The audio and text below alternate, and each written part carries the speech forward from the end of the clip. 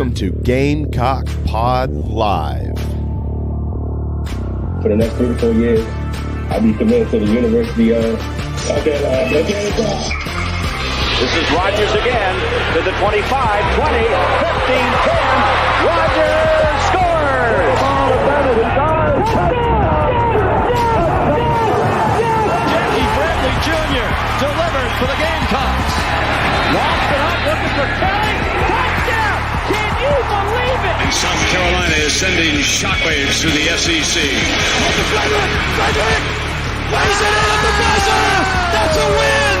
Unbelievable! I don't believe it! And now, live from Studio 54 of the Gamecock Pod Studios, here's the Cockfather himself, Keith Alsep.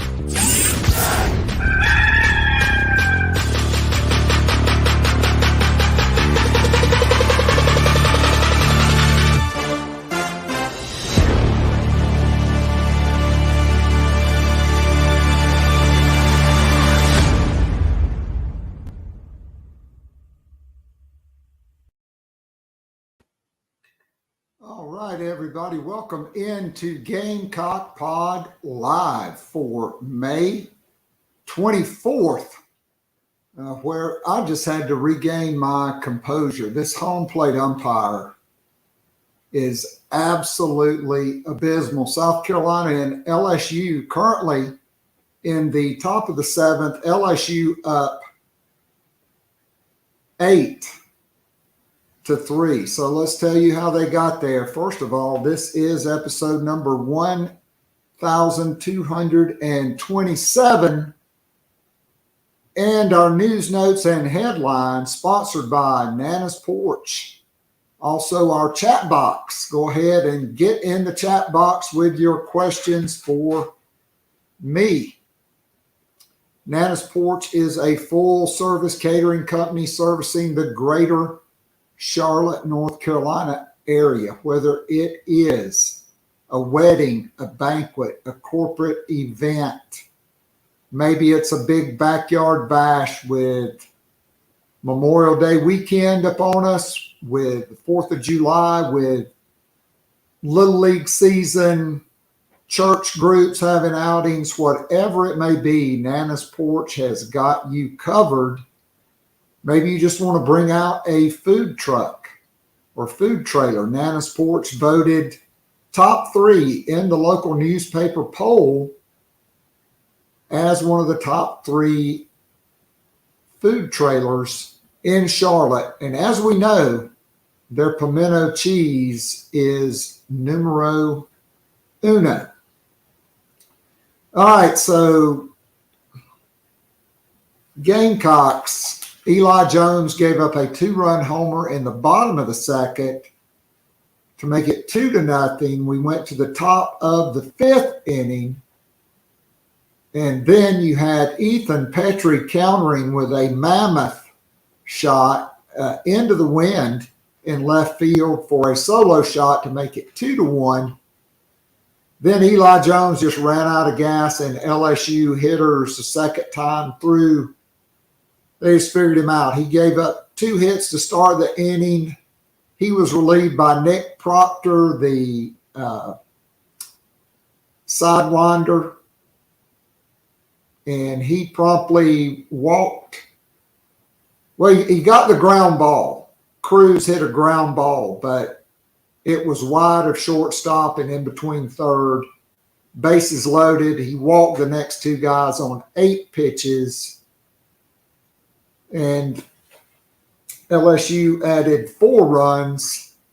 So they got 2 on the base on balls with bases loaded, and then 2 high, deep fly balls for sacrifice flies. That made it 6-1. Gamecocks countered with 2 in the top of the 6th inning. And they had the bases loaded and no outs with Gavin Cassis up. And the 3-2 pitch was well above the numbers. The catcher pulls it down about 6 inches, and the umpire rings him up, which gives you 2 outs.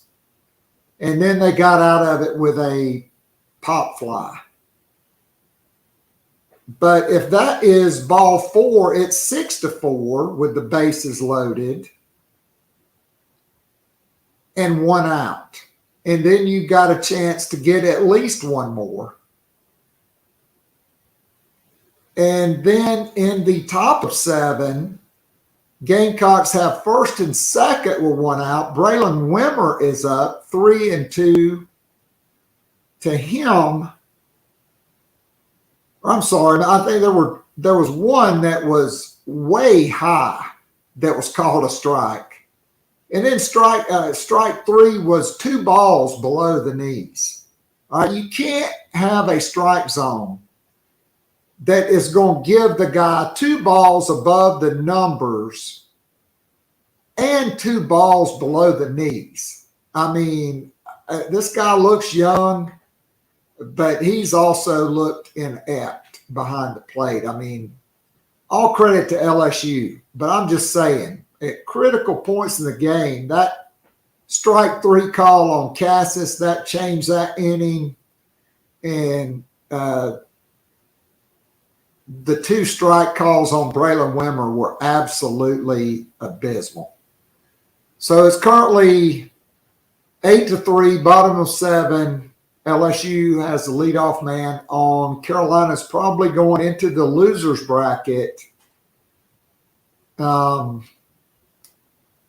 where they'll probably face Texas A&M.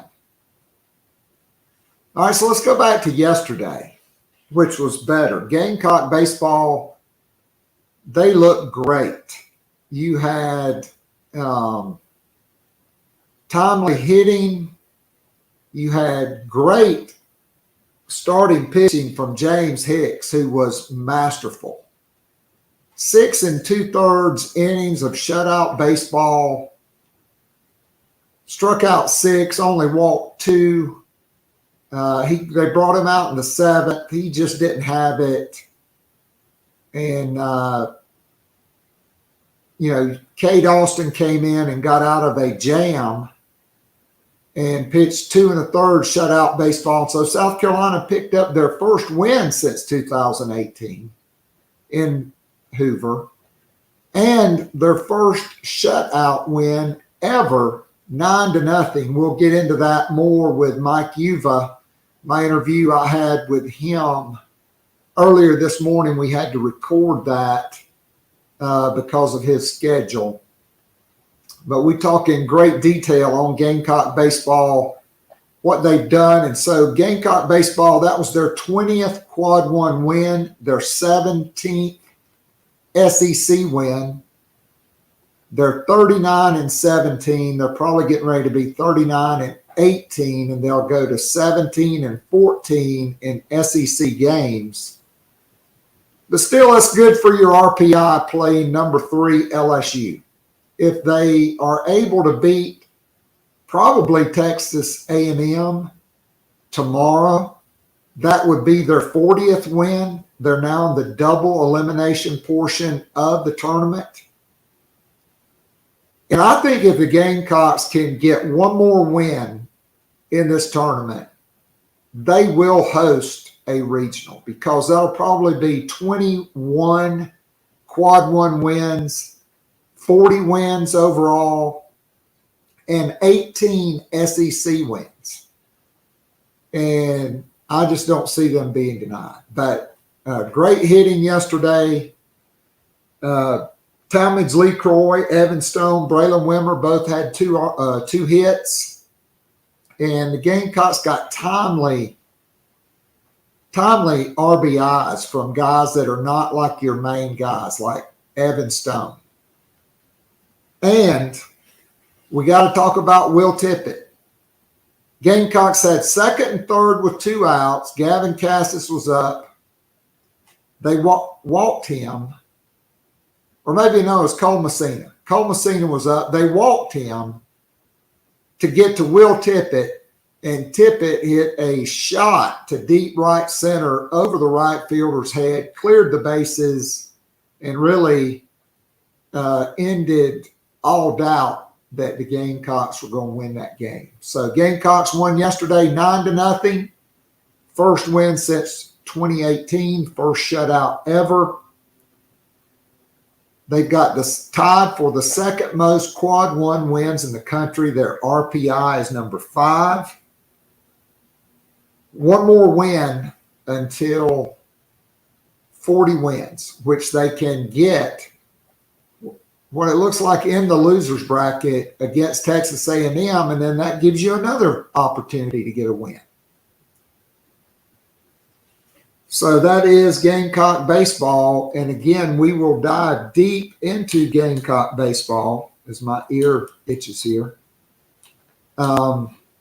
Gamecocks now down 9-3, bottom of 7. We have a great conversation with Mike Uva on Gamecock baseball and Gamecock football coming up. Some more news and notes.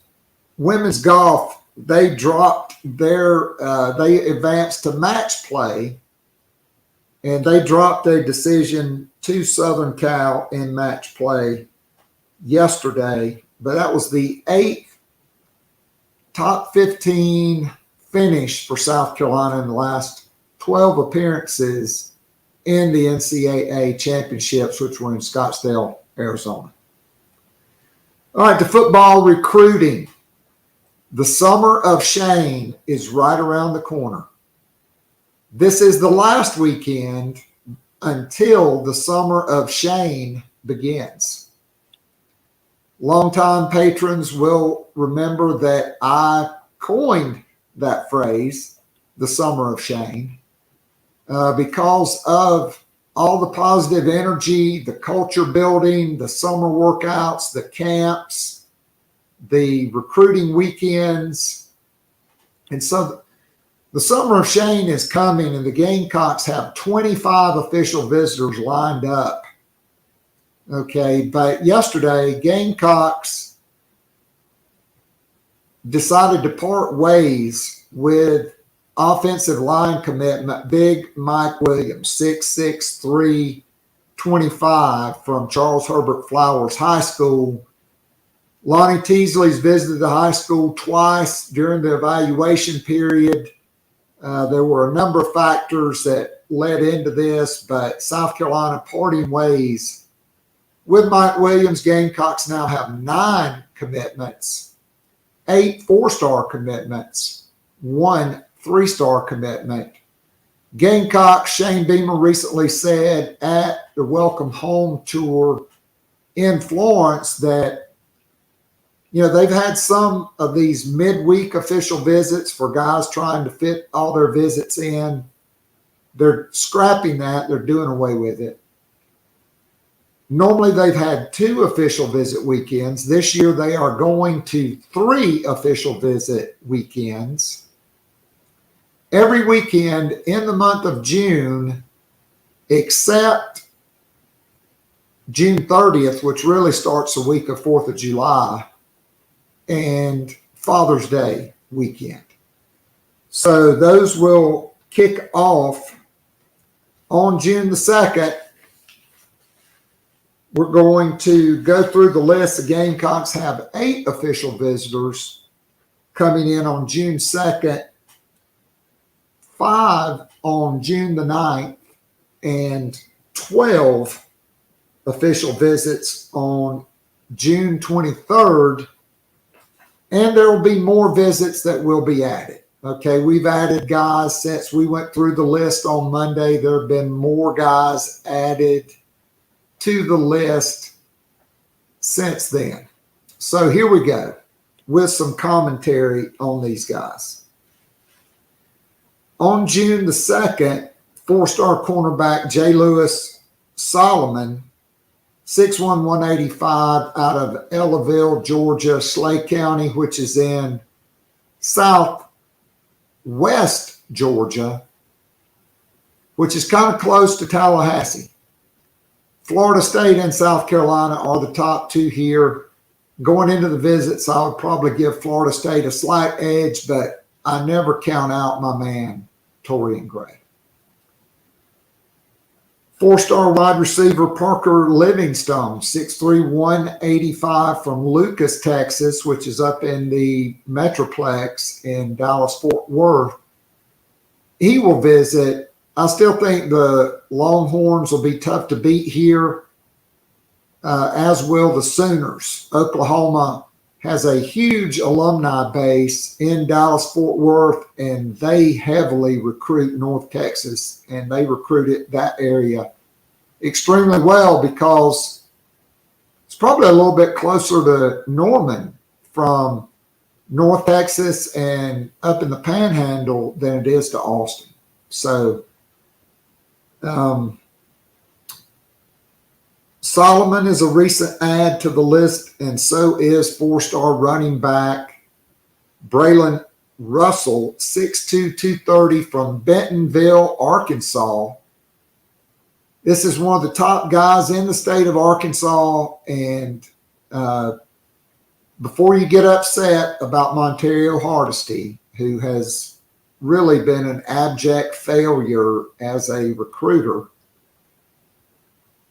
he's not leading the charge here. Okay, Dowell Loggins is leading the charge here. So I still think Arkansas will be tough to beat because they are the home state school. But South Carolina, they have a great story to sell, particularly since, the Gamecocks struck out in the May transfer portal period where they desperately need to add a running back. 4-star defensive back Kaj Sanders, 6'1", 175 out of Bergen Catholic in New Jersey. He's got family from South Carolina. I think the Gamecocks have an excellent shot here. 3-star defensive tackle Denos White, 6'4", 310 out of Concord, North Carolina. This is a guy South Carolina has been on heavily throughout the process. Of course, you did have Jimmy Lindsey, now Travian Robertson leading the charge there. Also a Tar Heel State alumnus. And so I think, we'll see, but I think South Carolina, if they push for Denos White, they'll be hard to beat. 4-star linebacker Elijah Newby, 6'3", 205, a teammate of Dante Reno at Cheshire Academy up in Connecticut. He has a lot of family from South Carolina, and so he's going to visit Stanford and Northwestern and now South Carolina.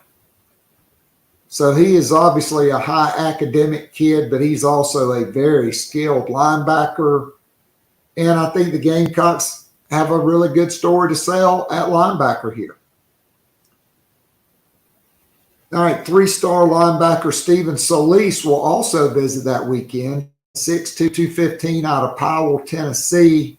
South Carolina and Miami, the top two, but the Gamecocks are trending. This could be the first welcome home of the summer of shame.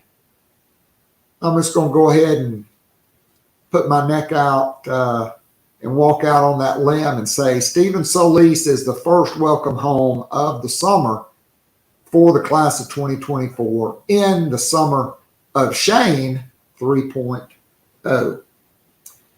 And then defensive back Chasen Johnson, 6'1", 180 from Sanford, Florida, who has not been ranked by all the recruiting services, but let's face it, Torian Gray knows talent, right? And so not only is he going to visit South Carolina, he's also going to visit Pitt.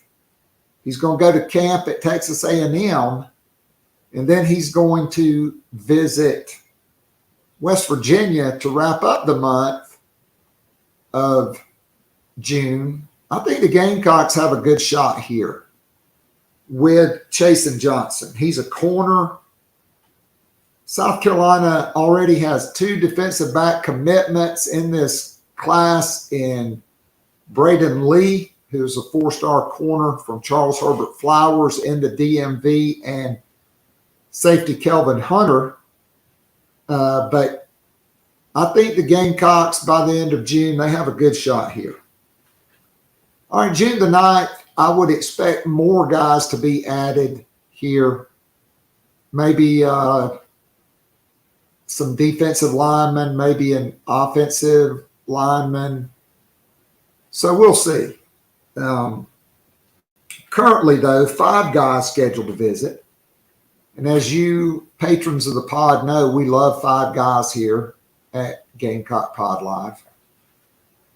4-star defensive lineman Justin Green, 6'4", 260 from Lawrenceville, Georgia. Gamecocks and Georgia here, probably the top 2. That's the same with 4-star corner from Statesboro, Georgia, the home of the Screaming Eagles of Georgia Southern. 6'2", 180, probably the top DB on the board. But the home state Dogs, they hosted them on an official visit last weekend. They'll be tough to beat. The longer this goes, maybe the better for South Carolina. But I just think he's probably too good for Georgia to, go to Texas or California or Louisiana or Florida or wherever the 5 stars are. I think this guy's just too good. I mean, he's one of the elite defensive backs in this class. But again, the longer it goes, the better it is for South Carolina. 4-star safety from Fuquay-Farina, North Carolina, Malcolm Ziegler, 6'2", 198. He also visits. Jarvis Boatwright, a 4-star corner from Clearwater, Florida. He will visit. He will also visit Southern Cal, Tennessee, and Florida State. So really no competition there, right, guys and gals? And then 3-star running back, recent offer, Matthew Fuller, 6', 210, out of Wayne County High School in Jessup, Georgia. He will visit. So Jessup, Georgia, after you get through Savannah, it's basically the first big city on I-95. It's in southeast Georgia. You go Wayne County, Jessup, and then you go to Camden County, Kingsland, and then you're in North Florida, just like that. His high school coach is J-Bo Shaw, and I think the Gamecocks have an excellent chance to land Matthew Fuller, and he will be one of the 2 high school running backs in this class. All right, quickly to June 23rd, 12 official visitors currently slated, and you're bringing in 7 of your 9 commitments on that weekend. Okay, you're bringing in Cam Pringle, Josiah Thompson, Michael Smith, Mazio Bennett, Dante Reno, Blake Franks, and Kelvin Hunter. All 7 of those guys are visiting.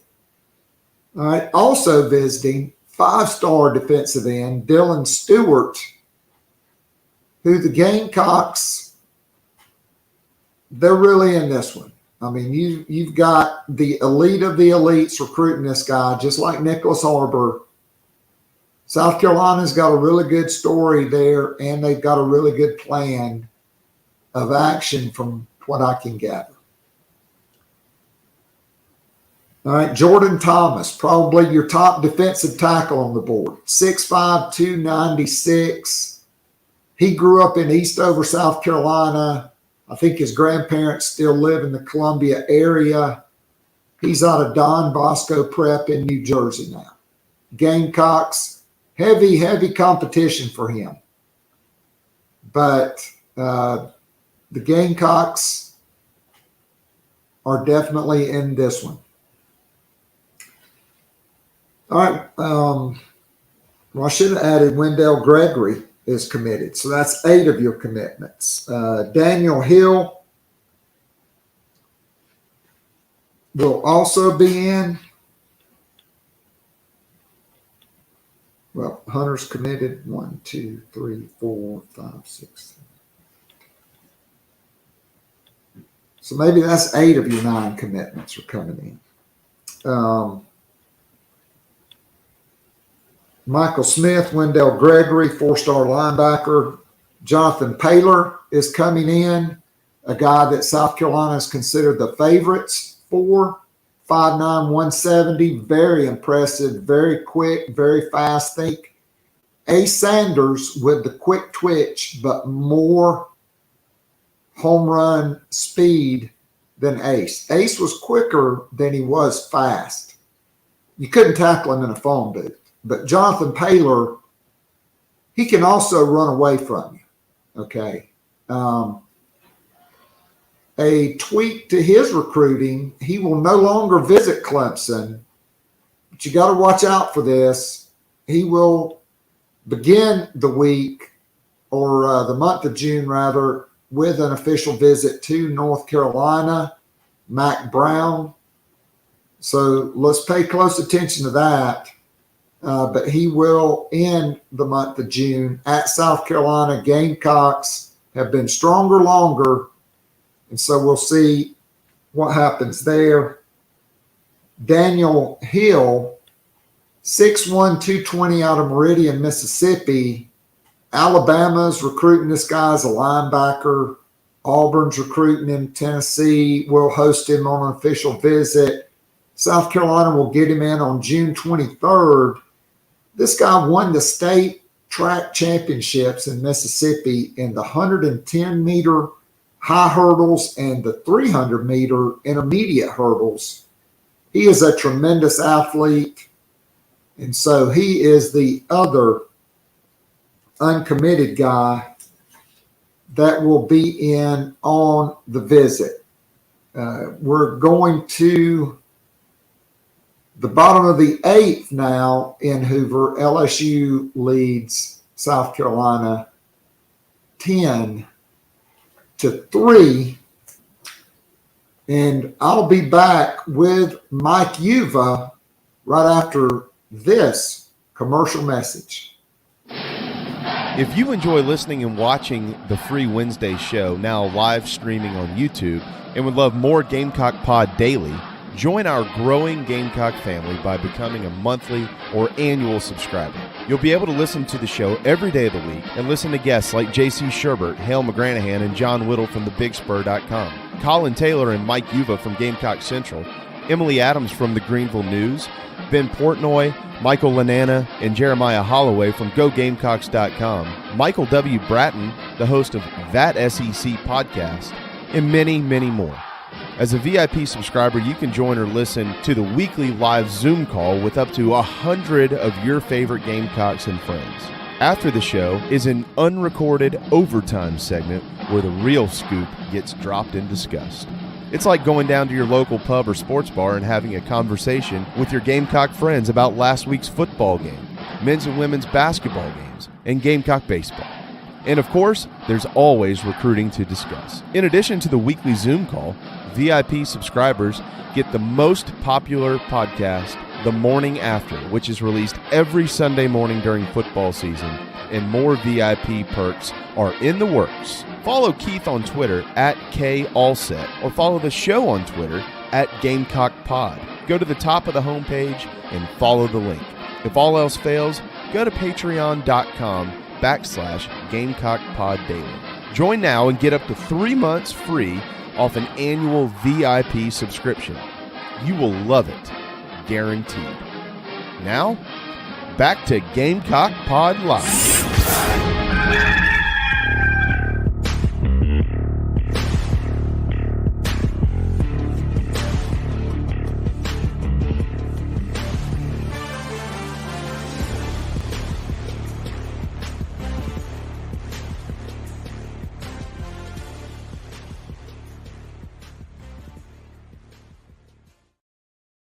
All right, we are back, and tonight will be our weekly Zoom call, which is the Garnet and Black Town Hall. Can't wait to catch up with a lot of my favorite friends and Gamecocks in that.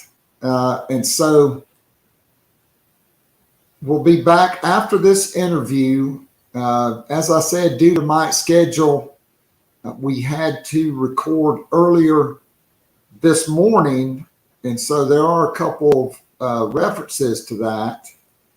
And so here is my interview with Mike Uva. And we welcome back into the program fellow Boston Celtics fan, Mike Uva, and a two-time Emmy Award winner in sports journalism, now with Gamecock Central, formerly with Watch Fox in Columbia, where he won those 2 Emmys. I don't even see those things prominently displayed, Mike. Where are they? Right.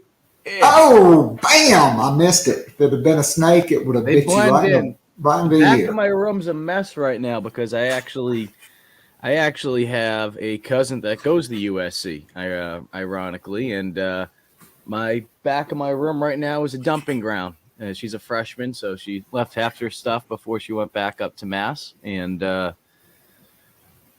so we got a messy back room. But she comes down here, and then I just found out I have another cousin coming down to South Carolina. He's going to Clemson though, so yeah. They don't that opposite sides of the family though, Keith, but they're all coming down to South Carolina. So I know how many people love more Yankees down in the South. Well, I mean, there's no doubt about it. I mean, at least when I was an undergrad back in the medieval age, 10 years ago. Other than South Carolina and North Carolina, New Jersey and New York, those were next. As far as the sheer number of undergraduate students. Mm-hmm. And a lot of those guys lived on my hall. And it was the first time I realized that Jesus had a middle name. So at any rate, I've said that many times. It doesn't quite pack the punch that it used to. So before we dive into Gamecock baseball, which did some things that they hadn't done in a while and some things that they've never done in Hoover yesterday, our Boston Celtics looked like finally the team we expected last night. Will the C's be the first team to rally from a 3-0 deficit to make it to the NBA Finals, where they will probably be out of gas and get beat by the Joker and the Denver Nuggets? Shout out Alex English, the last guy to lead the NBA in scoring before some guy they just made a movie about named Jordan, by the way. Legendary Denver Nugget. I think, and I'm real happy for Alex. Sent a tweet out the other night congratulating him, and it's incredible to think that it's just the first time that the Nuggets are headed to the NBA Finals with all the amazing players that they've had, and certainly he's one of those players towards the top.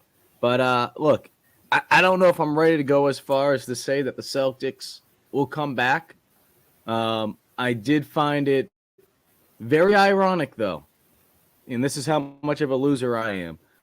After Game 3, between Game 3 and Game 4, I kid you not, I needed something to lift me up. And I started watching it probably towards the end of Game 3 because it was a shellacking. Plus, I may have had a little skin in the game, so I needed something to take my mind off and make me feel a little better. I started watching 4 Days in October, and I watched that movie 3 times between Game 3 and Game 4. So, Mr. He needs to watch 4 Days in October. Just one day at a time, one day. And you kept hearing the Celtics, just don't let us win today. Don't let us win tonight. But I said this to you before, Keith, and I tweeted it out last night. I've seen dumber things I've seen dumber things happen with Boston sports teams. Dumber things happen within the last 20 years. Of course, you think the Red Sox, right? Which I say ironic because who was in the building last night? Who was in the building in Miami? It was A-Rod and Derek Jeter. And then they show that beautiful. Oh, poor Yankee fans. They're just trying to watch a basketball game. They're still catching. Yes. A-Rod and Jeter are there, and you see that beautiful picture of the 04 Red Sox. Obviously, the Patriots. Shout out to all you Falcons fans. That Super Bowl 28. That would include me, by the way. Oh, never get old. And then the Bruins coming back, as much as they've been friggin' pissing me off this last couple of weeks because of their choke job. They came back down 4-1 in the playoffs back in 2013 against the Leafs when they were down 4-1 in Game 7 with like 10 minutes to go. So I say all that, Keith, to say I've seen dumb things happen with Boston sports teams. I don't know if they have the character to be able to overcome this, but shoot, I'll know. I know this. Boston's going to be rocking. Boston's going to be rocking in Game 5. If they can win that, go back down to Miami, somehow win in Miami, I can't see them losing at home in Game 7. I really can't. But obviously, you got 2 more steps to go. You got to take care of one thing at a time. So,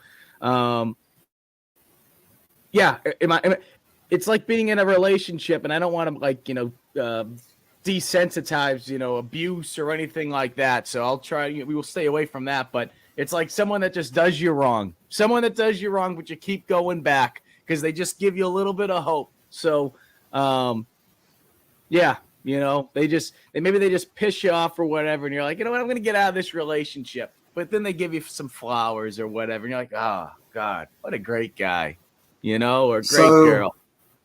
So my guy Bill Simmons. Famous. Featured in that 4 Days in October piece. Yes. RunsTheRinger.com was probably too brutally honest on ESPN, so they got rid of him because he would challenge. The Grantland. Grantland. Yep.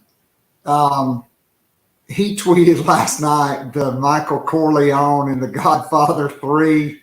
The line where he says, just when I think I'm out, they pull me back in.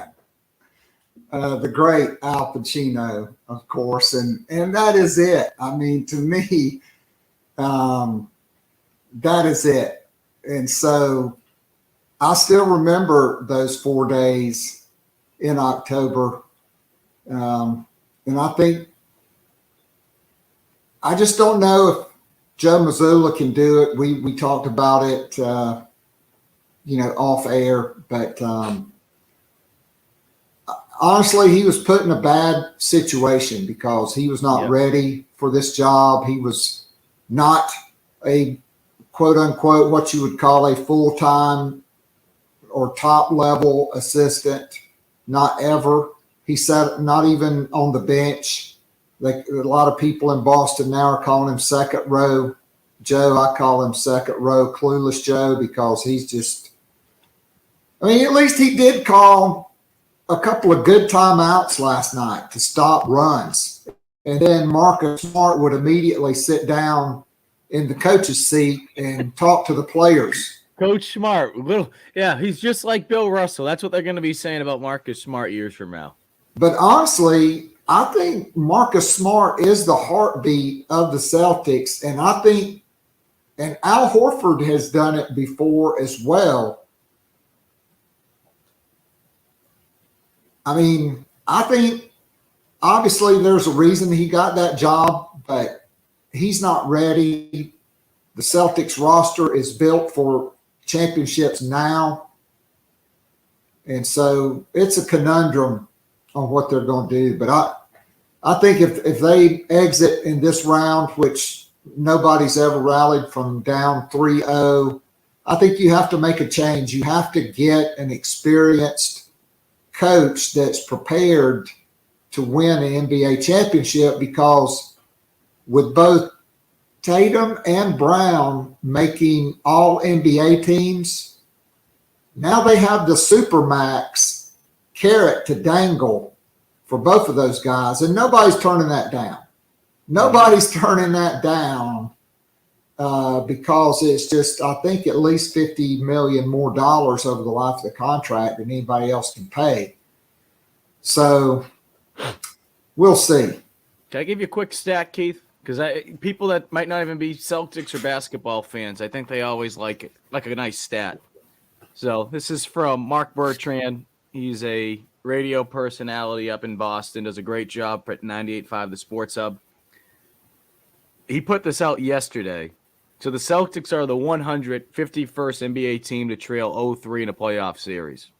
Of the 150 before them, right? So this does not include the Celtics now advancing and forcing a Game 5. And I say advancing, I mean, moving on to another game. 92 teams were swept. All right, well, that's off the list now. 44 lost in Game 5. 11 lost in Game 6. Only 3 teams have reached Game 7, and all 3 of them have lost. So 92 to 44 to 11 to 3. So you see those odds continuing to drop. I'm not a math whiz.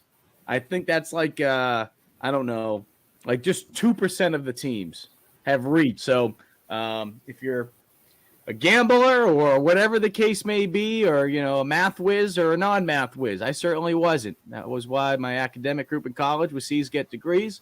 But yeah, about 2%. 2% of the teams make it to Game 7, and all 3 of those teams lost. But we'll see. Hey, you know what? I'll say this. If you're a basketball fan, you might hate the Celtics. I get it. You either love them or you hate them. You don't want there to be this, I think it'd be 7 days? 7 days layoff between the end of this series, if it were to end tomorrow, and then the beginning of the NBA Finals. So, if you want some basketball to pay attention to, or maybe just want to watch some Gamecock baseball and hope that they can make a deep run. But from a basketball standpoint, hopefully they'll find a way, because it's I don't want to see it end this way. I don't want to see it end this way, Keith. I mean, I don't really think anybody does other than the Heat fans. All right, so we'll see. All right, let's talk about the Gamecocks, because and the people that talk about the Gamecocks, it's just you, me, and Phil Kornblut that are diehard Celtics fans, and his teams are the Celtics, the Yankees, and the Packers. Outside of the Celtics, my teams have always been the Braves and the Falcons. I want to throw that in there for Phil. I know he's a Duke fan. I mean, look, after attending Mike Krzyzewski's coaching clinic for about 7 straight years, I was a big Duke fan as well, but mostly because of him. I mean, I sit in front of him and Dean Smith year after year after year in October. And just through the process of osmosis, it had to make me a better coach. But I actually did pay attention, and I mean, Coach K, he held nothing back. Mm-hmm. In practices, he'd be mic'd up for the clinic when they'd do the practice. Oh yeah, Grant. See, when Grant he stopped practice during a drill because they were in a 4-on-4 shell, and they skipped to the weak side, and Grant Hill was supposed to step over and prevent the dribble drive into the paint. And Krzyzewski just stopped practice. Said, "Oh yeah," he said, "Well, I just want to let you know, when Grant was a freshman and a sophomore, he would have drawn that charge. But now, he's getting ready to be an NBA lottery pick, and it's gone to his head. And so I'm probably just going to call his mom and let her know." And Grant just hung his head, because he knew what was coming. But that was one of the greatest things for me to witness, especially looking back on it. Grant Hill, Thomas Hill, Hurley, Leitner, all those guys, and then the Elton Brand class came in when, was freshmen, when those guys were wrapping up their careers. I mean, it was awesome. But anyway, I digress. All right, so my Gamecock baseball, which has been a hot topic on the message boards because of the slump, because of, going, I think, 2-10 in your last four, or no, was it 3-9 maybe? Yeah, 3-9 in your last four SEC series, 4-11 in your last 15 with a couple of bad midweek losses at home to North Florida and Charlotte. It's the Fire Kingston, which certainly has to be discussed if the team does not do well down the stretch. But a lot of it's unfair to me because of the number of injuries this team has suffered through. But they've handled it with care because just like any season at South Carolina, it is going to be based on what you do in the postseason. Fair, unfair on Mark Kingston, and right or wrong decision to be very, very cautious with these guys prior to the NCAA tournament. Well, I mean, look, I feel like where we are right now with this team, we could play this game where you go back to the beginning of the season and you just say, all right, here's the record. Here's where they are. They won their first game in Hoover. Would you take that? And I think a lot of people would say, yeah, absolutely.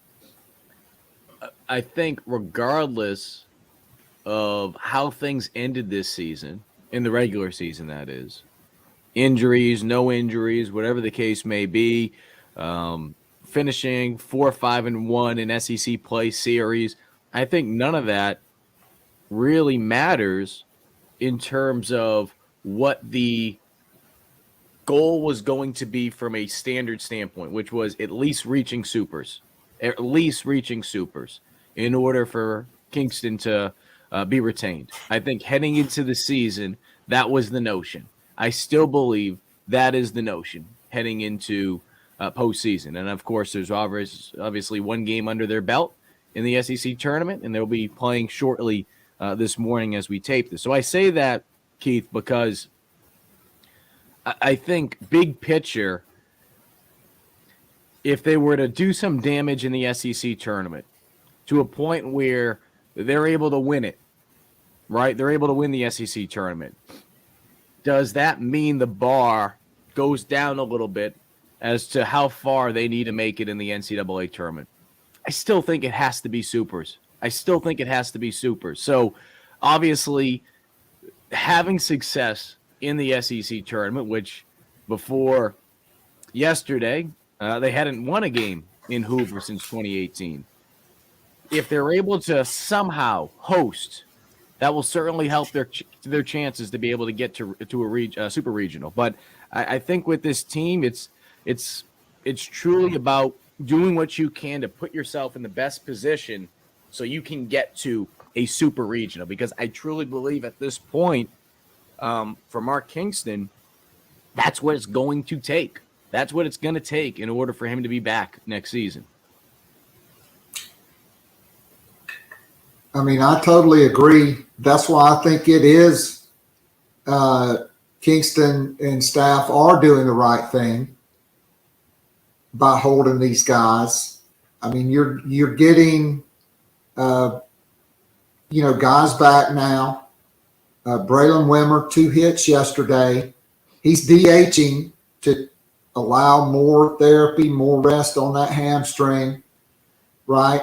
And so that, they are getting back. Will Sanders, they're holding him. It'll probably be, the regional round. But, not only Gamecocks get their first win since 2018 in Hoover, first time ever in 81 SEC tournament games, the Gamecocks get a shutout, and James Hicks, I got to say, masterful yesterday. 6 2/3 innings of shutout ball, 6 strikeouts, only 2 base on balls and 4 hits. And then Cade Austin came in with the bases loaded and got out of it in the 7th. He went the final 2 1/3, and Gamecocks pounded out 12 hits. And it wasn't Ethan Petrie doing the big damage. Gamecocks just slowly but surely, getting it done. Evan Stone, who some people don't think should be starting in center field. Evan Stone, in the second, gets a two RBI hit. Dylan Brewer, he gets an RBI as well, gets an RBI. Cole Messina walked with the bases loaded. LSU made a pitching change, Georgia made a pitching change with the bases loaded. He walked. And then in the 7th inning, Gamecocks have runners on 2nd and 3rd with 2 outs. Georgia intentionally walks Gavin Cassis to get to freshman Will Tippett. And,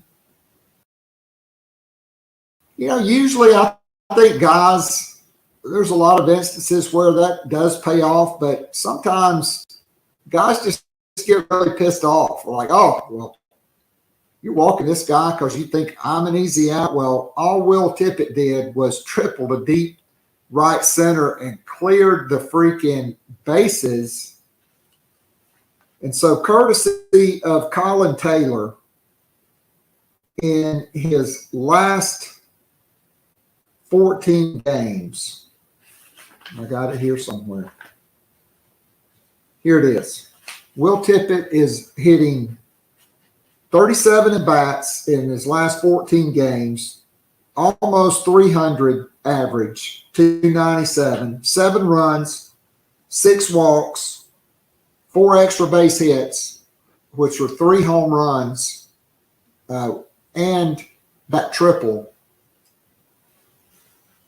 I mean, it just seems like some of these younger guys now and guys that have not been in prominent roles all season are starting to come through. I mean, James Hicks had not been a starter. They liked him on the bullpen.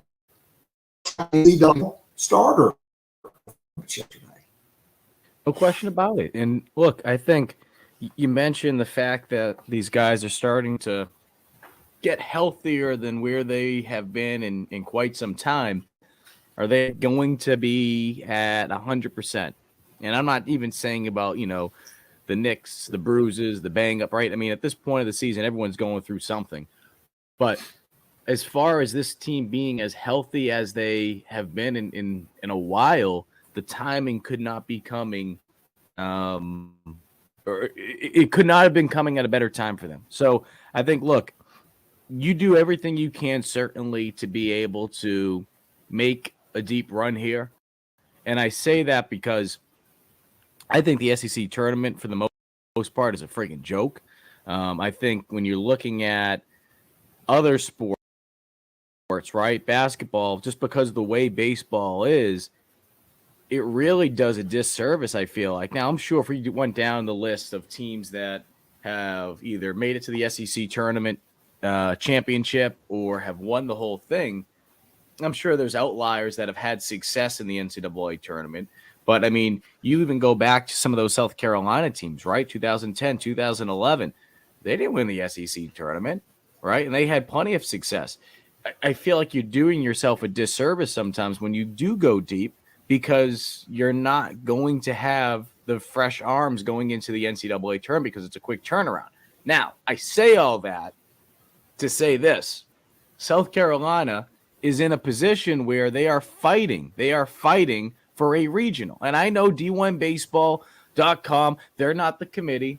They're not the ones that ultimately make the decision. But at the same time, too, they're pretty spot on. They're pretty spot on with a lot of this stuff. And I would say heading into this tournament, I think a lot of people would agree that even if they are that last number seed to be able to host a regional, right? That's 16. Whether they're there or you believe D1, which I do, and they have them as a 2 seed in a different regional, it's too close to leave any room for error. So you have to go out there. You got to do everything you can in Hoover, and being able to take care of Georgia in your first game to a double elimination stage now, you need to be able to continue to rack up the wins. You need to do everything you can to make that resume look even better than where it was before heading into this week in Hoover. If they can do that, Keith, they might be able to slide into that last spot to be able to host a regional. And when you're talking about that, that could be the difference. Home field advantage, that could be the difference as to whether or not we're talking a year from now, in a couple months from now, whether Mark Kingston is back. Because, again, I truly believe South Carolina is going to have to make it to a super regional in order for him to be retained by South Carolina.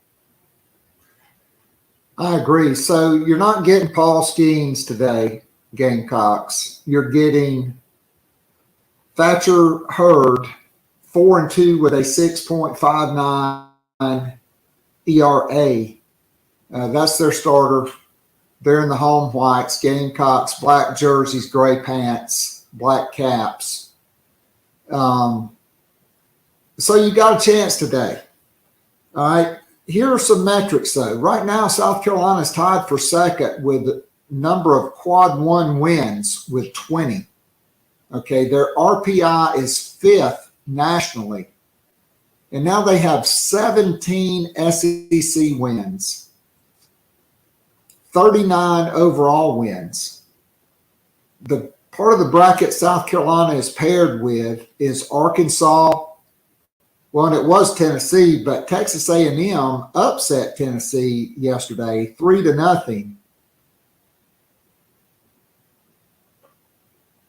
If South Carolina beats LSU, great. They're in the winner's bracket. That gets you 40 wins. That's 21 quad one wins. That's your RPI may go up to 4 because you beat another 5 opponent.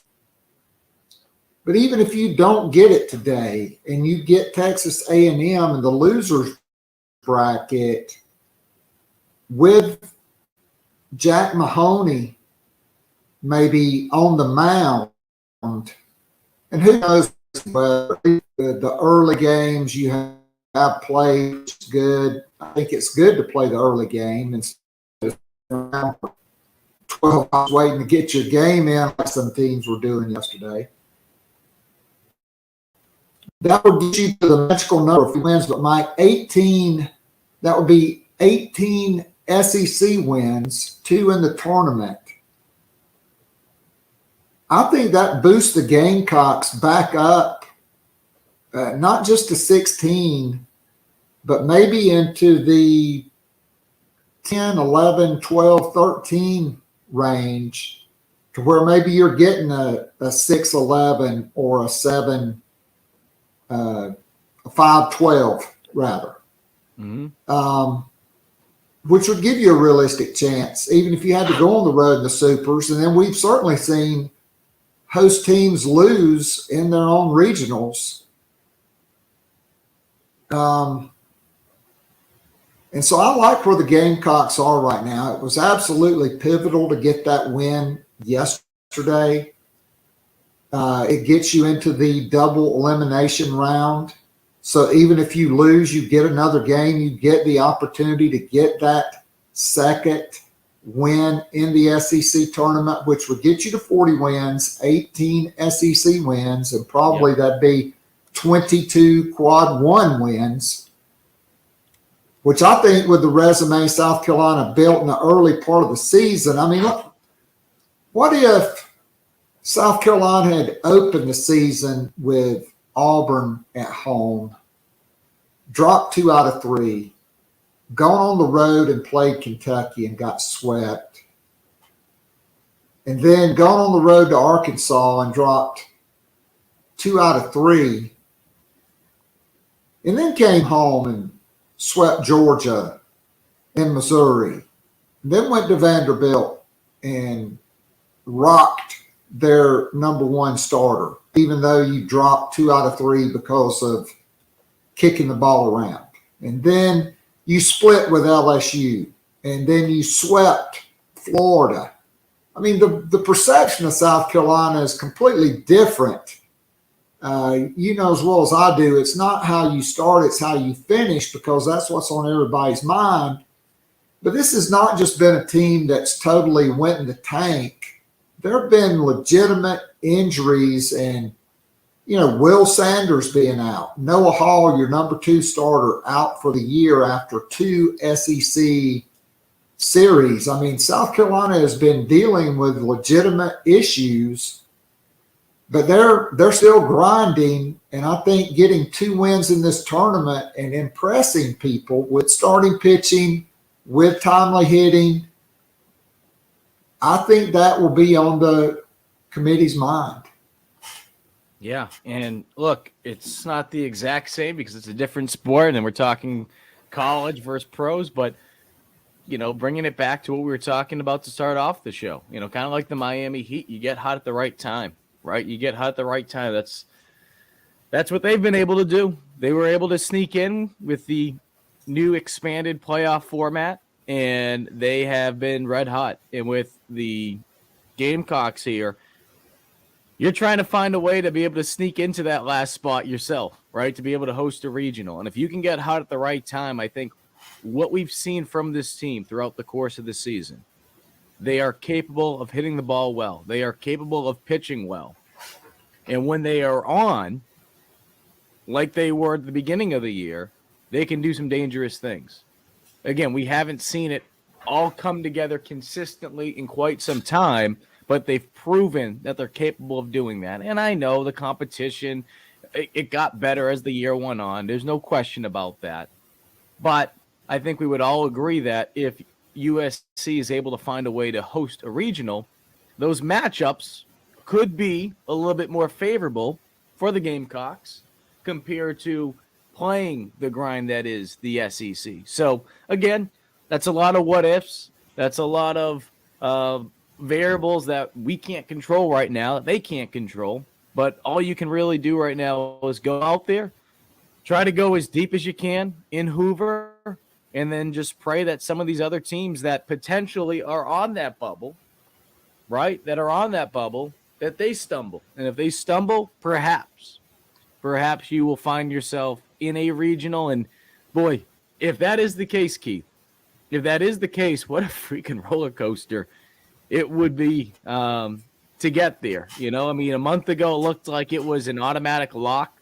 And then, you know, you go from being the number 3 team in the country to being out of the top 25 this week. I mean, it has been an absolute roller coaster. I mean, there's no other way to put it. But, again, if they're able to find a way, just find a way to get into that final spot or 2 and host a regional, I think we'd all agree that Founders Park would be rocking, and it would certainly help their odds to be able to get back to a super regional. But, again, one step at a time.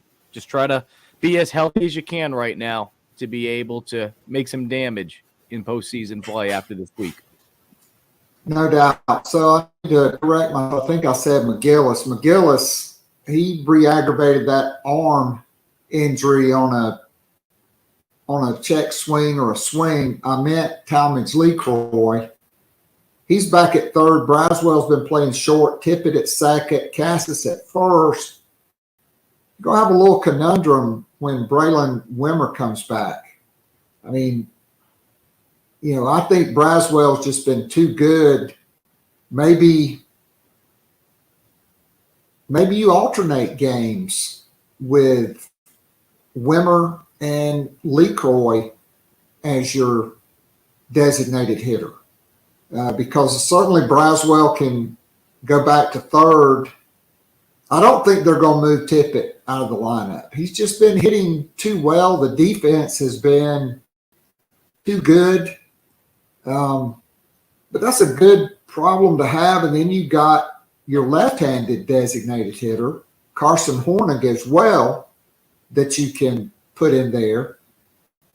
So I think things are coming together.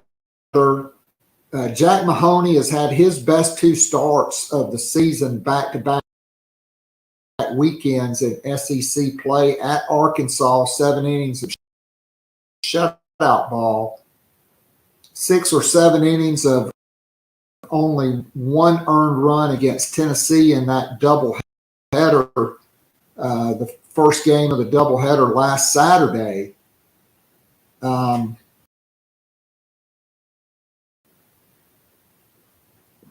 If you get to Friday, I think you could definitely see Jack Mahoney in that game because you will still have a full week until the regional will begin.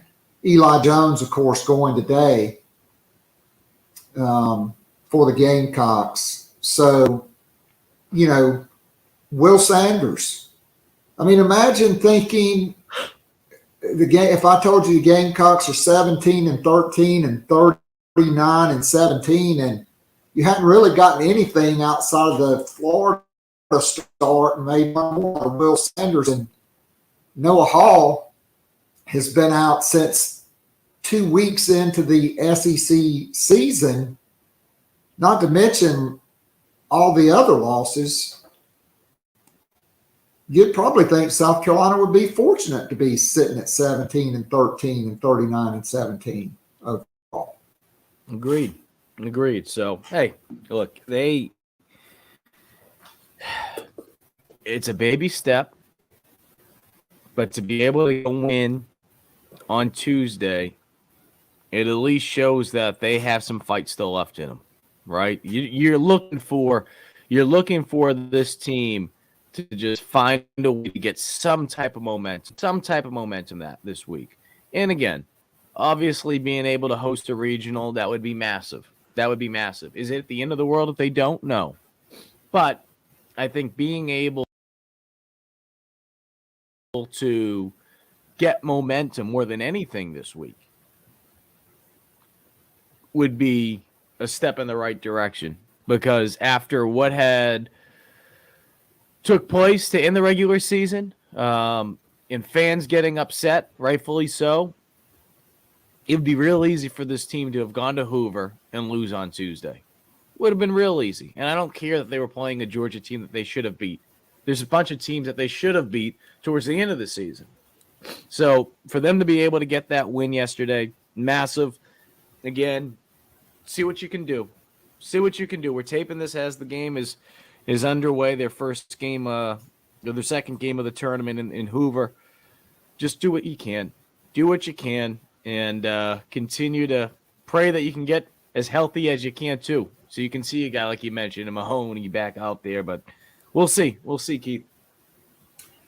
All right, good stuff. So let's switch gears, Mike. So we're almost, back to, I call it the summer of Shane, and that is June and July, because Shane Beamer has owned the summers in recruiting. That's right around the corner right now. As the head ball coach called it, it's talking season right now. I hadn't heard Shane Beamer drop any,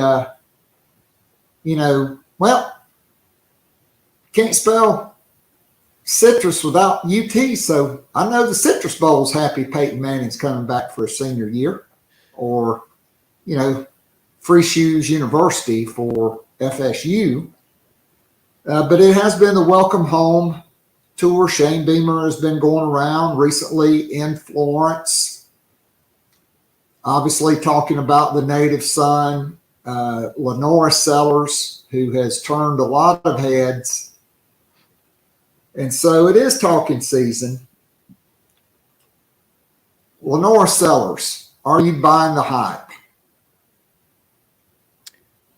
I'm not ready to say that he's going to be the number 2 quarterback quite yet. I'm not. I think the reality is a lot of people, they're ready to have a party after a couple throws in a spring game, and I think there's still things that he is going to have to improve on in order to get to that spot. Now, let me say this, because as soon as I say anything like that, people all get upset because you're talking about college kids.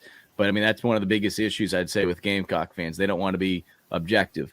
They want to be, everything's, all happy and go jolly. And as soon as you say anything that comes across remotely negative, you're an asshat. So I say that because what we saw in the spring game, there's a lot of good things.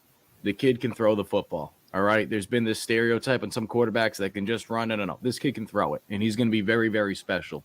He's going to have to continue to improve with his progressions, which I'm not surprised that it's not fully there yet, because he should have been still in high school at this point. But he arrived on campus early, and being able to get that under his belt, it's going to help him. Now, the reason why I'm talking the way that I am about Sellers is because I think his ceiling is so freaking high. I think it's so high. But my biggest fear, and the reason why I'm talking the way that I am, is because my fear is that people are just going to assume, just get him in there. Just get him in there. And obviously they have a very talented quarterback in Spencer Rattler, and no one is saying, have him go over Rattler. But God forbid, South Carolina hits a little speed bump or whatever the case may be.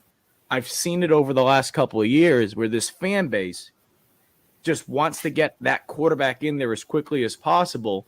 And because they're just not fully developed yet, they're not fully ready to go, when adversity hits or whatever, that confidence just goes out the window. That's my biggest fear with Sellers. That's the reason why I'm in zero rush of trying to get him to that number 2 spot. Now, going into camp, he certainly won't be the number 2 guy. He'll probably be towards the bottom of the depth chart naturally, because he is a freshman. They'll give the upperclassmen an opportunity.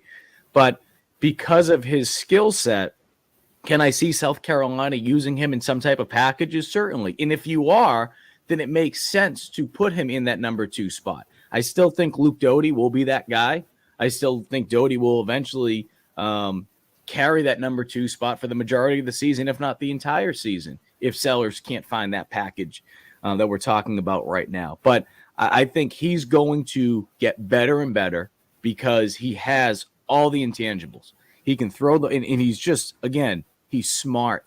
He's smart, but his progressions, that will come naturally. That happens with young quarterbacks. He's only had 15 practices under his belt at the college level, but there's a lot of positive things to say about Sellers, and I think he's going to be a very special quarterback here.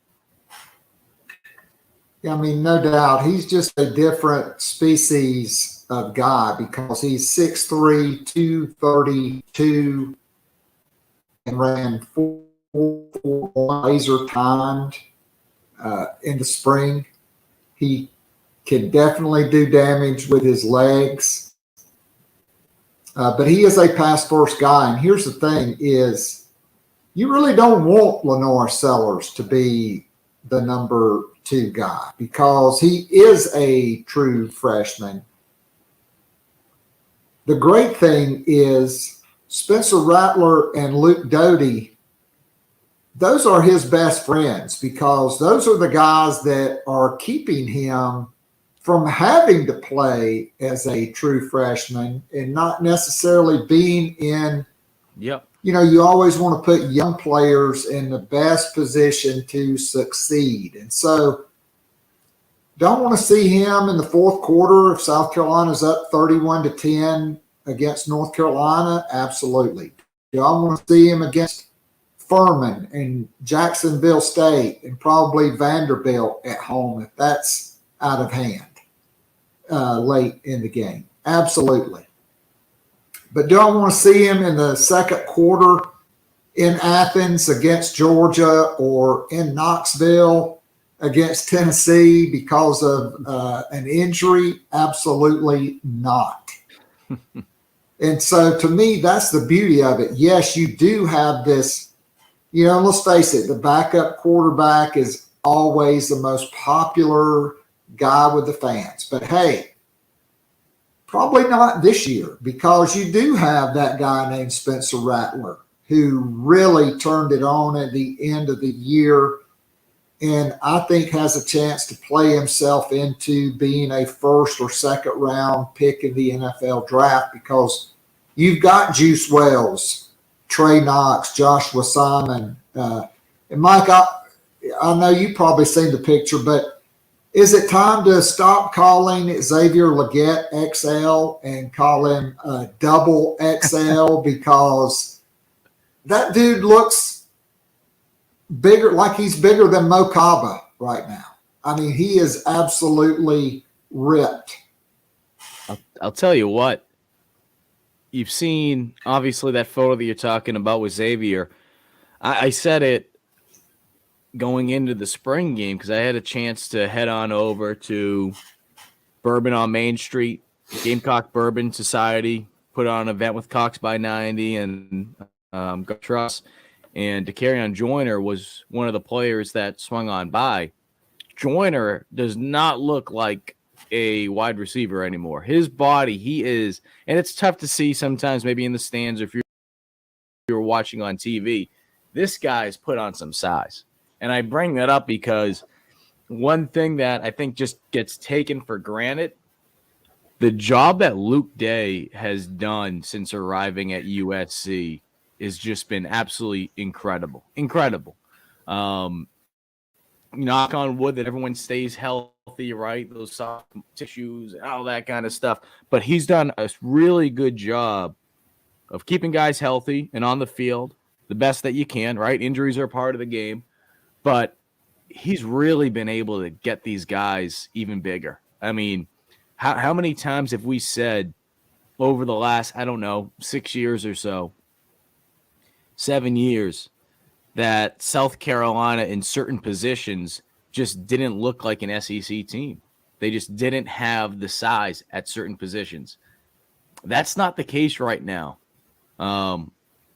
Are there areas that they can get better at and get bigger at? No question. And they're doing that right now with their offensive line and defensive line. But at the same time, too, the guys that are there, I mean, good Lord. I mean, I'll tell you what, if you thought Pup Howard was big coming on campus before, right, and what you saw him in the spring, just wait until you see him this fall. Because a lot of these players are going to start arriving, even a guy like Nicholas Harbor, these guys for the 2023, they're going to start arriving on campus in June. And then they're going to have an opportunity to work today. And this is why we always talk about how the strength and conditioning coach is the most important coach outside of the head coach, the most important coach on a football program, because he's around these guys more than any other coach. So you watch how big some of these guys are going to get. But yeah, XXL. I like that, Keith. All right. So you talked about DeCarrion Joyner. Second question for talking season. Is it time now? South Carolina lost out on both Sumo Carnbay and Logan Diggs. Diggs, after a great visit to South Carolina, the allure of LSU was too much. Sumo Carnbay from NC State, he follows his quarterback to Kentucky, and South Carolina was trying to thread the needle with that. Mm-hmm. But the NIL, at NC State and the fact that South Carolina was bringing in Logan Diggs, I think it was too much to overcome. So, said all that to say this: is it time to start talking about DeCurion Joyner as your starting running back? He does look like more like a running back now. He's a bigger, thicker athlete who, as my good friend Marty likes to say, he's in his man's body now. He's not a freshman, and he's not high school Harry. He's been in that strength program. The limitations of the position with a smaller guy like Juju McDowell, who is not going to, be a guy that you can or running between the tackles. Mario Anderson still making the Division II. Is it time to start talking about the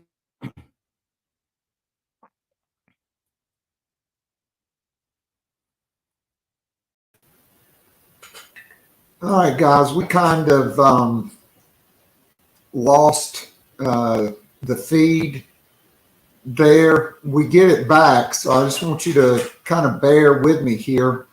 While we've been in that interview, Gamecocks and LSU go final. LSU 10, South Carolina 3. Gamecocks will face the loser of Arkansas and Texas A&M, which will be getting underway here in just the next couple of minutes.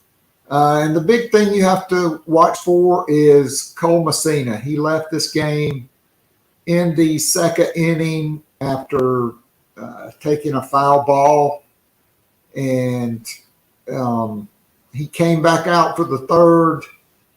But after consultation with the training staff, etc., they decided to pull him. They put in Jonathan French. And so that is one thing to watch for. But I do think the Gamecocks have a great opportunity here to get to 40 wins tomorrow. I mean, hopefully Arkansas doesn't get upset. That would obviously make it a lot tougher. But if you get Texas A&M, they're probably burning their ace today against Arkansas. Then in the morning at 10:30 Eastern, 9:30 local time, 9:30 Central time, you have that great opportunity to get your 40th win. With Gamecock football, it is the summer of Shane, and can't wait to see what happens with these official visits. We were talking about DeCurion Joyner right there. One other guy that you can put into the conversation is Anniston, Alabama commitment Cameron Sandlin. He was a dual threat quarterback and a guy the Gamecocks recruited as a tight end, but he's not 6'4", 220. He's about 6'2 and a half, 6'3", 215, 220-ish. And folks, go check out his highlights on YouTube of him running the football. And I do think, there is a possibility, just because of the lack of numbers there, that you see him, if he comes in next week with the rest of the freshmen, I think certainly South Carolina in summer workouts, in individual skill development with the players, which they get to do some of now, that you could see them give him a strong look at running back. And he probably doesn't have a chance to play, quite frankly, at tight end as a true freshman. But at running back, because he is a big, physical, fast runner. And again, like Mike and I were discussing, being able to block, being able to pick up a blitzing linebacker or safety or a corner, coming off of the wide side or the boundary, short side of the field. That's what really separates guys and changes them from, 1 or 2 down players to being a 3 down player. But I do think Cameron Sandlin is a guy that we will see get a long look at running back. And then one guy who only played on special teams last year, Lil Turbo, Dante Miller, he's still in the appeals process, and he's a guy that I think could eventually, see a little bit of playing time. But to me, I would probably like him more as a slot receiver kind of guy. Certainly DJ Braswell, who we will discuss here in just a minute, and Cameron Sandlin, because they're bigger-bodied guys, more physical guys, and you get a lot more time to work on them with the finer points of the game in pass pro and blitz pickup in your system. Their natural running ability, that's really the size, the speed combo that you're really looking for in an SEC player. So we'll just see what happens here. Yes. I think it is. As we add Mike back to the screen, we're about to jump back into that interview. When I pop back in, there was a StreamYard glitch on my end. And so we're waiting to reboot with that. And then I will remind you tonight will be the Garnet and Black Town Hall at 7 o'clock p.m., 6 o'clock Central Time, 1 hour live Zoom call. Jump in the Nana's Porch chat box and leave your comments for me, your questions on recruiting, and we'll certainly finish up strong with those, and a great conversation here coming up with Mike Uva in just a second on Gamecock football. I will add one Gamecock men's basketball note. Michi Johnson now officially back into the fold. He went through the draft process. He is coming back, and still hearing rumblings of perhaps another addition to the men's basketball team. And I have been told it is a wing player, a guy that is athletic, that has size.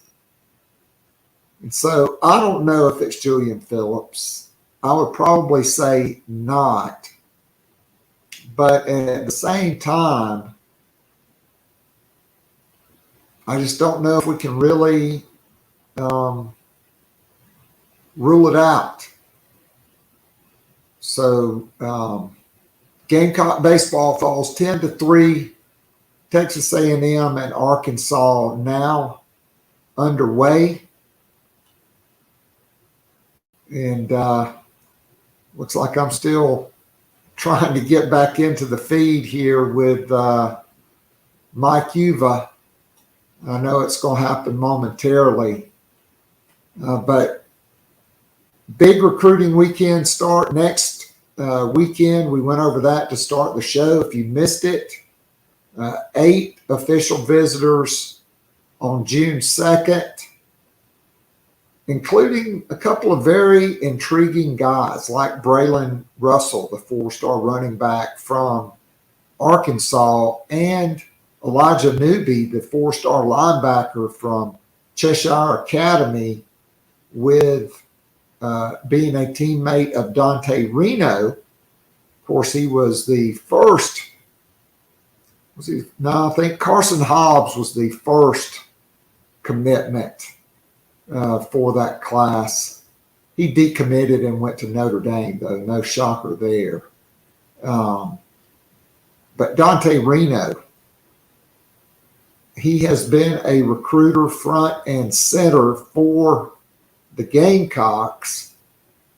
And Elijah Newby, a lot of his family from Columbia, South Carolina, just like with a couple of other guys that South Carolina is involved with. Jordan Thomas, the big defensive tackle from Don Bosco Prep, and Kaj Sanders from Bergen Catholic in New Jersey, the home of James, the Bergen Bulldog Braddock, who, of course, was the Cinderella Man in the movies. Gamecocks have a lot of intriguing guys, some big-time defensive backs that they will be battling the Blue Bloods on, to, some guys that are also under the radar. Plus, you're bringing in most all of your commitments on that last weekend, June the 23rd. So it will certainly be an interesting month for Shane Beamer. I also expect there will be plenty of more guys that will be added to the visit list. Like right now there's 25. There's only 5 coming in on June the 9th. I think you could see 8 or 9 guys also come in that weekend. And so, we'll just see what happens there with all of those guys is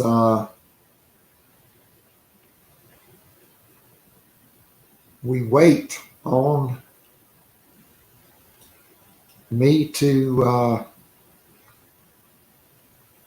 rejoin that stream. I wish I could fast forward, but I don't think I can fast forward to get you guys through that. But I'm jumping back in any minute now.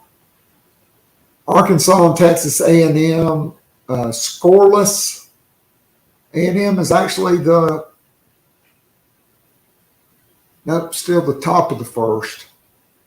Arkansas center fielder robbed a guy of an extra base hit, a phenomenal play in the gap to take away an extra base hit. So I would like to say, all you Braves fans out there, the Braves have certainly dropped a couple games to the Dodgers, but I am a huge Braves fan, as you all know.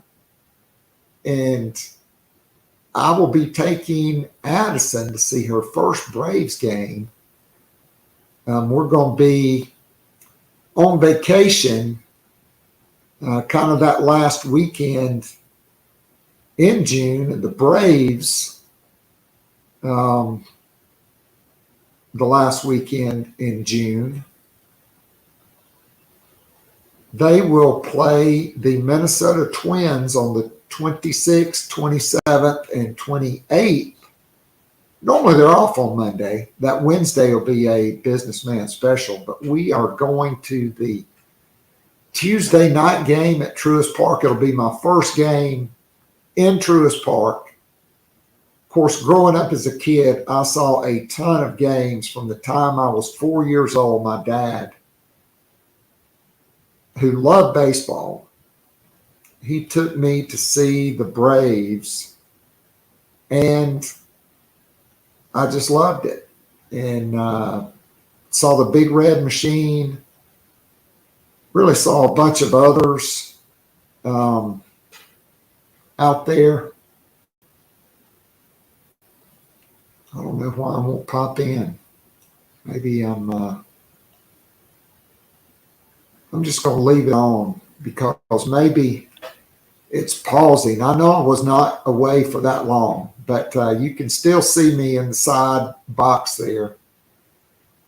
And then when they built Turner Field, I went to a Mother's Day game on a Sunday. I was in Atlanta for a basketball coaches clinic, and then the Braves played, and got to see Tom Glavine pitch. I think the Braves lost that one 2-1. That was the first time I'd ever seen the Braves lose. Went several other times with my old college roommate, Patrick Eccles Campbell, and then took my dad to a few of the businessman special games on Wednesday and a couple of night games as well. We went out there.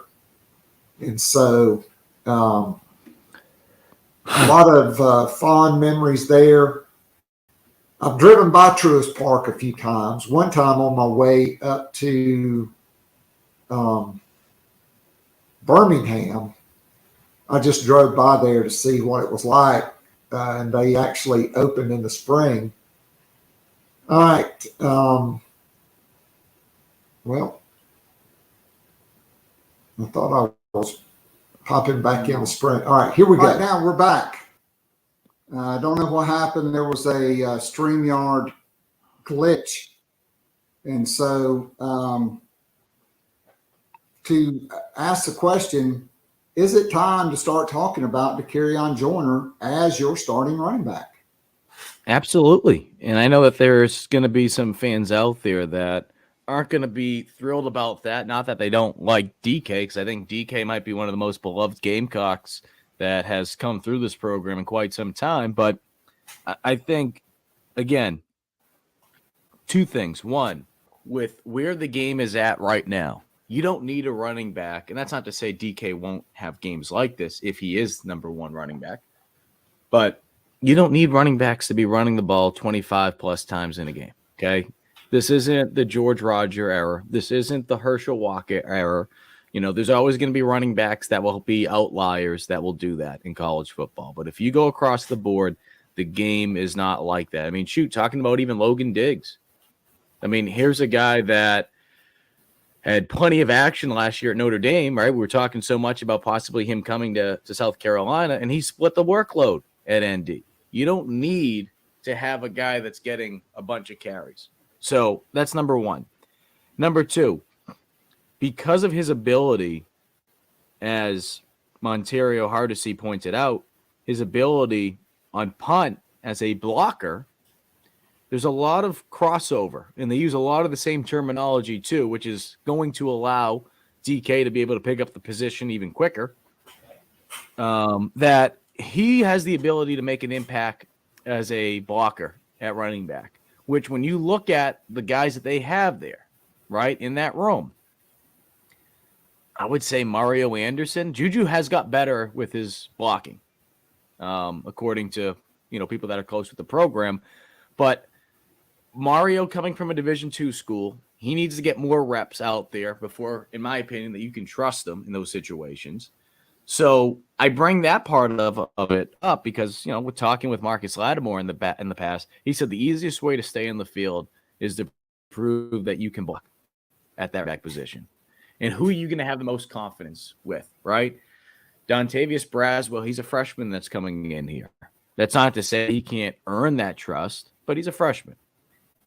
Juju McDowell doesn't have that same type of size, even though he's been getting better with it. When you talk to people in the program, I feel like because of his ability to block, and if he can be consistent in training camp, I think that will ultimately lead to Dakereon Joyner be your starting running back this season.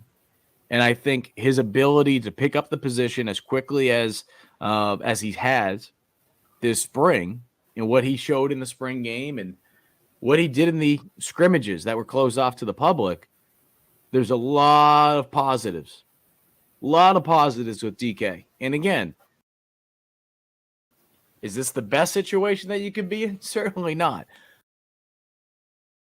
But I don't think it's as bad as some people think it is. And ultimately, regardless, and I said this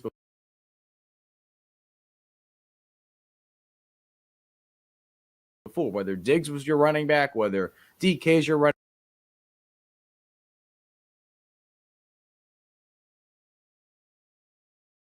running back, whether it's Mario Anderson, Juju, whatever, it's all going to come down to the offensive line. And obviously the O-line right now, they're going to have to play some musical chairs probably with Nichols being out for an extended period of time.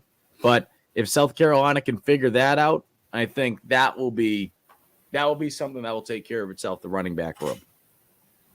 No doubt. So let's talk about DJ Braswell and Nicholas Harbor, because those are two of the rest of that freshman class that will come in. I think the team actually convenes on Memorial Day. That is the first team meeting, so that will be Monday night.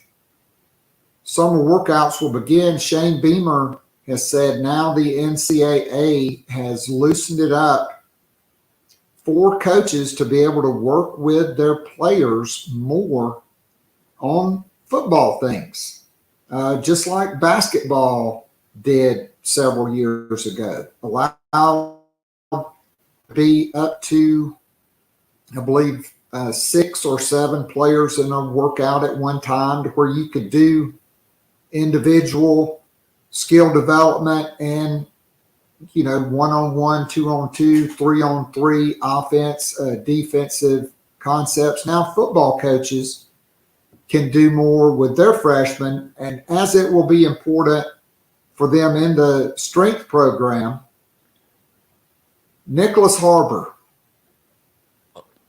I mean, when you see this guy run, you know, 10.2 whatever in the 100 meters at 6'5" or 6'6", 240 pounds. And then, you know, DJ Braswell, 6 foot 210, 700 meters, which is really moving.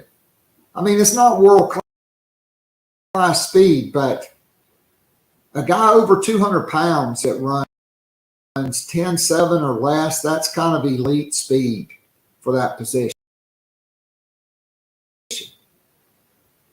I think because of that, he will have an opportunity. Now, like you said, and like Marcus Lattimore said, and it's true, the key is blitz pickup, pass protection for running backs. Those are the things that is the most difficult for freshmen to learn. But now with this new window in the summertime, for a guy like Braswell to pick up on a lot of that, and for Nicholas Harbor, for Justin Stepp to get to work with him, and Jody Wright for that matter, and Dowell Loggins, whatever. I think those are really two of the biggest pieces coming in this summer for South Carolina's offense. Agree, disagree? I agree. And as we have discovered and have learned over the last couple weeks, and I think Beamer actually went on record to even say it, finally, publicly, that the plan right now for Nicholas Harbor will not be tight end, but it will be putting him at wide receiver, which was one of the worst kept secrets in South Carolina for a while. But I bring that up because two things. With how deep South Carolina's tight end room is, it makes sense to find ways to get Harbor on the field as quickly as possible. The second part of it is, and it's not saying that these two players are the same, and certainly with Harbor's background of how smart he is, I mean, shoot, comes from a family, doctors and NASA. I mean, it's incredible, right? I bring this up because you make this easy for him. Just play wide receiver. You play tight end. In a sense, it's kind of like learning two positions, because you got to pick up all the blocking assignments, and you got to pick up, obviously, the route concepts. So it wasn't the exact same, but I think of like the E.J. Jenkins situation when Jenkins was here. He was a wide receiver, and they tried to move him over to tight end. And I truly believe, because of having to learn a position that he hadn't played before, tight end, that a lot of the extra things that you have to pick up playing that tight end position, I think it kind of just put his brain in overload. And he wasn't able to go out there and play to a level where they felt comfortable enough to put him out there as much. And I think that's why some fans were like, why don't you see him out there? He's, almost 7 feet tall. Just throw it to him. So I say that because with Harbor, again, very smart kid, but make it as easy for him as possible. Just have him play wide receiver, let him go. As far as Braswell is concerned, and you mentioned it, ran a 10.7 on the 100-meter. He's a state champion in the state of Georgia in the 100-meter and the 200-meter. So you have a guy that's coming in here that has some speed. He's a guy that is just a hair under 6 feet tall. I feel like he can be a quicker version of what we saw with Kevin Harris. As his career plays out, I think that's what he can do for you. And again, not the best situation right now that South Carolina has, at least from an experience standpoint in that running back room. But, and I've said this before, I still think South Carolina is 2 years away from really doing some serious damage in the SEC and being able to have the situation that you have where Braswell might be asked to do a little bit more because of the lack of experience in that running back room. When we look back 2 years from now, we might be saying, man, the opportunities that Braswell got as a freshman, that really is making the difference right now. He 2 years from now could be the starting running back in that room. And that could be the difference on a team that will have a lot of young talent right now that will be experienced 2 years from now, especially if they're able to stay together. No doubt about it. All right, Mike, final question before I let you go. So, there's a lot of people we could talk about for Gamecock football, right? Like, even though he's a transfer, or even two of them, Trey Knox and Joshua Simon. Certainly on offense, any discussion begins with Spencer Rattler and Juice Wells, right? Defensively, to me, it's Tonka Hemingway, Boogie Huntley, Nick Emanwari, and DQ Smith, right? Those guys, everybody's talking about them. All right, but if I were to ask you to give me 2 or 3 kind of under the radar guys on offense and maybe the same for defense, who would be some of the less talked about guys that you think could really be impact players for the Gamecocks this season?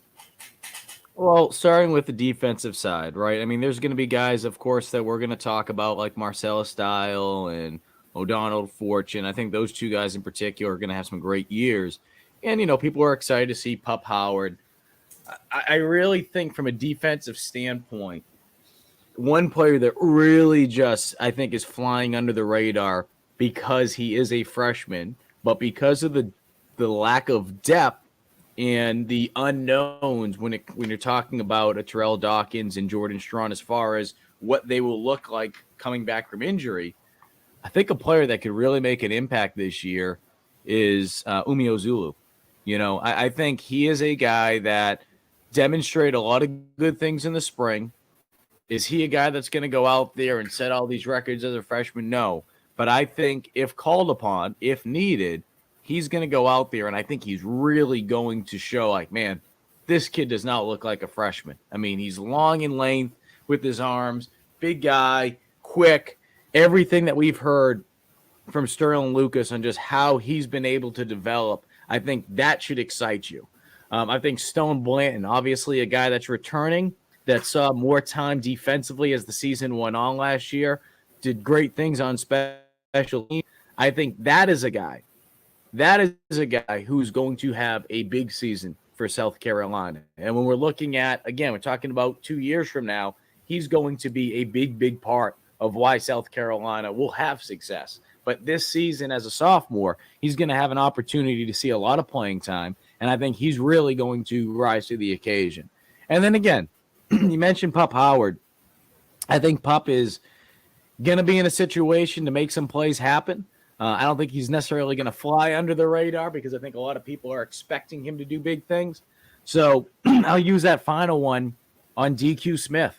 I think when we're talking about the secondary for South Carolina, again, I mentioned O'Donnell for Marcellus Dial. Those guys are getting national attention in some of the previews that we're seeing across the country. And naturally, Nick Eamon is going to get attention.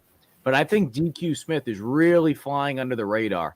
And I think what he was able to accomplish as a freshman last year was taken for granted in a sense.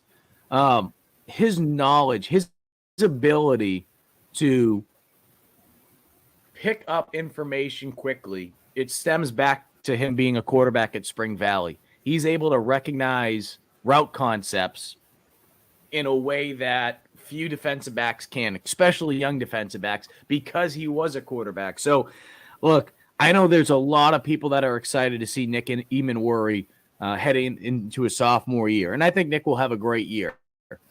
But I really think, sit back and we look back at the season that was, I think DQ Smith is going to have the best season in that South Carolina secondary because he really, really was just coming into his own. I think he's going to have a big, big year. So pay attention to DQ Smith. All right, how about on offense? Ooh, offensively, it's not the sexiest position. I've been a big fan of his since he arrived.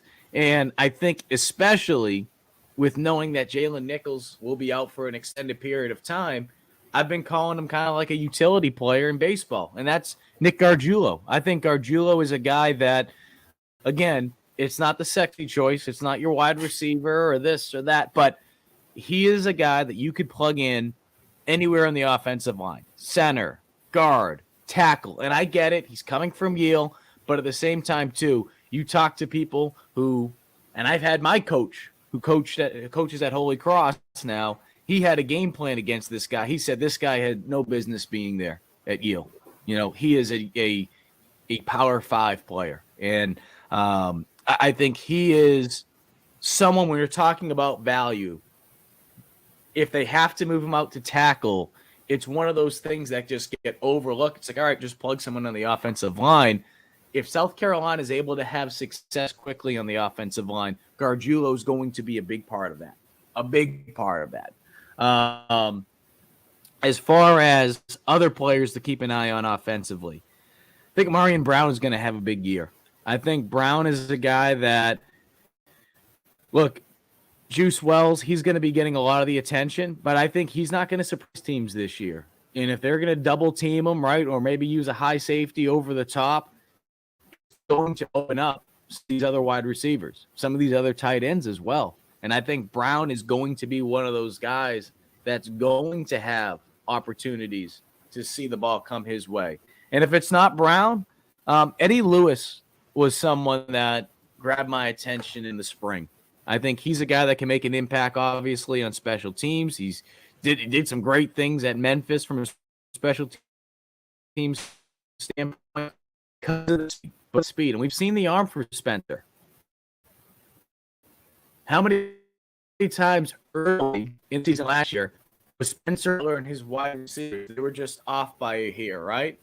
I mean, there were so many opportunities that there could have been home run plays. And that comes naturally when you have a new quarterback working with new wide receivers. Well, Spencer having the ability to work with Eddie Lewis and some of these other guys and understanding what he has in front of him from an offensive line standpoint, I think Eddie Lewis with that speed, if he's able to get behind the secondary, I think we could see a couple home runs from Rattler to Lewis this year. So that's a guy that I'm excited to see. I think South Carolina's depth at wide receiver right now, it is night and day different in comparison to, say, the end of the Muschamp era when they had talent at wide receiver, right?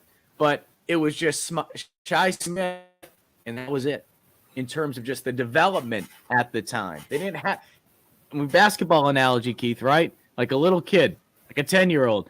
You take away his right hand, he had no left. That was South Carolina. You took care of Shi Smith, South Carolina, when they had to throw the football because, of course, they ran the ball so well, and it all started with Kevin Harris and that offensive line.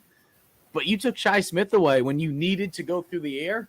You had no one to go to because at that point in time, you just didn't have the same type of depth, proven depth, as I like to call it. And I think with South Carolina, they have the talent at wide receiver. Juice Wells, he will get all the attention. Trey Knox even. Pay attention to Brown and Lewis. I'm telling you, I think this is going to be a big year for both those guys. All right, there it is, Mike Uva. Mike, I can't thank you enough for being with us today and always being so gracious with your time. What you got coming up on GamecockCentral.com? Well, we've been doing interviews with some of these commits over the last couple of weeks, and I dropped a really good one yesterday. And I say good one. I had nothing to do with it. Blake Franks, he had the good stuff to talk about. What I really like about talking with these commits, they all have that same mentality, which is, hey, we're committed to South Carolina. I'm not just worried about, throwing on a Gamecock hat or sweatshirt. I'm in recruiting mode now.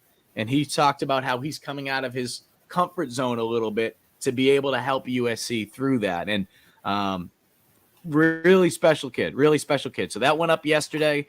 We'll have breakdown of, where South Carolina is standing right now with their offensive line over the next couple of years, just because of the decommitment for Mike Williams and why you should be okay still. And that's what we have going. And I'm praying that the Celtics can force a game 6, because I'm heading back to Boston this weekend to see the grandfather and the family. And I'm hoping they will be a game 6 so that I could pop in with the girlfriend to a Boston dive bar, give her the experience of what it's like to watch a big Boston playoff game up north. But again, got to win game 5. No doubt. Well, Mike, have a fantastic weekend, safe travels, and we'll look forward to catching up with you down the road. Appreciate it, Keith. All right, that was Mike Uva, 2-time Emmy Award winner from GamecockCentral.com. I'll be back right after this commercial message. Welcome to Gamecock Pod Live. If you enjoy listening and watching the free Wednesday show, now live streaming on YouTube, and would love more Gamecock Pod daily, join our growing Gamecock family by becoming a monthly or annual subscriber. You'll be able to listen to the show every day of the week and listen to guests like J.C. Sherbert, Hale McGranahan, and John Whittle from thebigspur.com, Colin Taylor and Mike Uva from Gamecock Central, Emily Adams from the Greenville News, Ben Portnoy, Michael Lanana, and Jeremiah Holloway from GoGamecocks.com, Michael W. Bratton, the host of That SEC podcast, and many, many more. As a VIP subscriber, you can join or listen to the weekly live Zoom call with up to 100 of your favorite Gamecocks and friends. After the show is an unrecorded overtime segment where the real scoop gets dropped and discussed. It's like going down to your local pub or sports bar and having a conversation with your Gamecock friends about last week's football game, men's and women's basketball games, and Gamecock baseball. And of course, there's always recruiting to discuss. In addition to the weekly Zoom call, VIP subscribers get the most popular podcast, The Morning After, which is released every Sunday morning during football season, and more VIP perks are in the works. Follow Keith on Twitter @KAllset, or follow the show on Twitter @GamecockPod. Go to the top of the homepage and follow the link. If all else fails, go to patreon.com/GamecockPodDaily. Join now and get up to 3 months free off an annual VIP subscription. You will love it, guaranteed. Now, back to Gamecock Pod Live.